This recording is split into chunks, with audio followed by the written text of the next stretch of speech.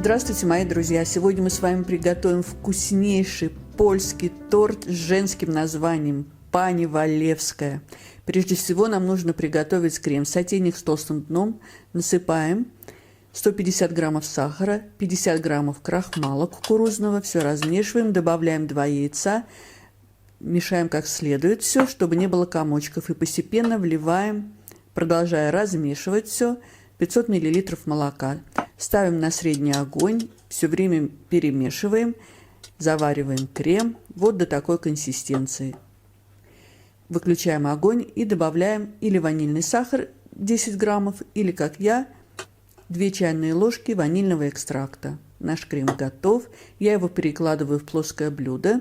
Нам нужно, чтобы крем остыл, стал комнатной температуры, а чтобы он не заветривался, накрываем его пищевой пленкой в контакт. Теперь готовим тесто.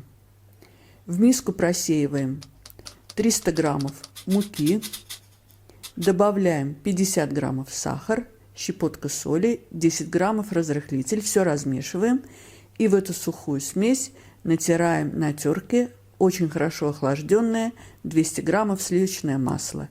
И руками все перетираем в однородную крошку. Пошаговый рецепт и в граммах, и в стаканах вы сможете прочитать в описании под видео. Вот такая крошка у нас получилась. Предварительно 4 яйца я разделила на желтки и белки. Белки пойдут в меренгу, а желтки в тесто. К ним я добавила 10 граммов ванильного сахара, размешала. И теперь мы будем замешивать тесто. Сначала ложкой, а потом рукой. Долго месить тесто не нужно. Нужно его собрать в шар. Тесто должно стать однородным. Вот такое тесто у нас получилось. Оно не липнет к рукам. Раскатывать его мы будем между 2 листами пекарской бумаги. Я предлагаю сделать вот таким способом. Это 2 листа. Сворачиваем вовнутрь по периметру где-то на 5 сантиметров от края листа. И у нас получается прямоугольник. У меня он получился размером 36 на 28 сантиметров. Убираем верхний лист. Выкладываем наше тесто, немножко его раскатываем, чтобы пласт теста стал более плоским и легко было потом раскатывать его. Возвращаем верхний лист и сворачиваем все по намеченным линиям. Переворачиваем, и теперь легко будет нам раскатать тесто. Посмотрите, как это делается. У нас получился ровный прямоугольник. Перекладываем его на противень, убираем верхний лист и отправляем на 10 минут печься песочное тесто, заранее разогретый на 180 градусов, режим вверх-вниз, духовки. Вот так выглядит через 10 минут наше тесто. Даем ему немножко остыть, а пока готовим меренгу. 4 белка, щепотка соли. На низких оборотах миксера взбиваем до состояния пивной пены, после чего увеличиваем скорость и постепенно, добавляя 150 граммов сахарной пудры, взбиваем до устойчивых пиков. Я еще добавила 10 граммов ванильного сахара. Время взбивания зависит от мощности вашего миксера. Посмотрите, как взбилась наша меренга, какие белки у нас получились пышные, устойчивые. После чего мы добавляем 30 граммов кукурузного крахмала и все перемешиваем на низких оборотах миксера. Наша меренга готова. Для удобства я ее перекладываю в кондитерский пакет. На тесто выкладываем 300 граммов варенья из черной смородины. У меня черная смородина, протертая с сахаром. И теперь на варенье выкладываем нашу меренгу. Нужно до края песочного теста не доходить где-то сантиметр, 2 сантиметра, потому что при выпечке меренга увеличится в объеме и полностью покроет наше песочное тесто. Друзья мои, если вам нравится видео, ставьте лайк, это поможет продвижению видео, его увидит большее количество зрителей. Распределили ровным слоем меренгу и сверху меренгу посыпаем лепестками миндаля, примерно 80-100 граммов. Отправляем назад в духовку печься 30-35 минут.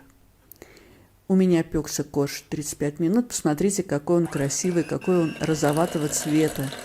Даем ему остыть. Когда корж остынет, взбиваем крем. 150 граммов сливочного масла комнатной температуры нужно взбить в пышную, посветлевшую массу. Вот так она выглядит. И теперь добавляем по ложечке заварной крем. Еще раз хочу предупредить, что и масло, и заварной крем должны быть одинаковой комнатной температуры. Тогда наш крем не расслоится и будет пышным и гладким. Добавляем постепенно. Каждый раз вмешиваем как следует ложку крема и потом уже добавляем следующую. И посмотрите, какой пышный, какой красивый крем у нас получился. Я его для удобства тоже перекладываю в кондитерский пакет, чтобы у нас слой крема был ровным и в разрезе красиво смотрелся. Остывший корж разрезаем на 2 ровных части. У меня получился прямоугольник. Выкладываем на одну половину коржа весь крем, ровным слоем его распределяем, чтобы у нас в разрезе все красиво смотрелось. И теперь на распределенный крем выкладываем второй прямоугольник. Делаем это осторожно, потому что коржи очень хрупкие. Накрываем пищевой пленкой, убираем минимум на 2 часа в холодильник. У меня ночь простоял торт в холодильнике. Сейчас мы обрежем все неровные края, нарежем на ровные квадратики наш торт. Такие пирожные у нас получаются. И будем пробовать. Посмотрите, какой он красивый в разрезе. Все слои видны, а какой он вкусный. Все, как мы, девочки, любим. Приготовьте этот торт на женский праздник 8 марта. Он очень вкусный.